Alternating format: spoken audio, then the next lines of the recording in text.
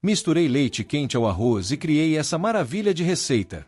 Vamos começar adicionando uma xícara de arroz e 240 ml de leite quente sobre o arroz em uma tigela.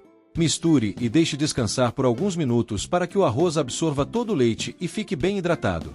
Em seguida, transfira toda a mistura de arroz e leite para o liquidificador. O leite irá transformar nosso arroz em algo macio e delicioso. Vamos adicionar 3 ovos, 120 ml de óleo e 395 gramas de leite condensado. Agora é hora de bater tudo até obter uma mistura homogênea.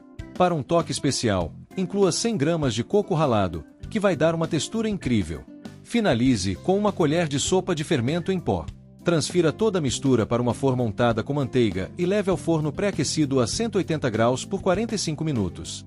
Nosso bolo está pronto para ser servido, macio e cheio de sabor. Obrigado por assistir e até a próxima!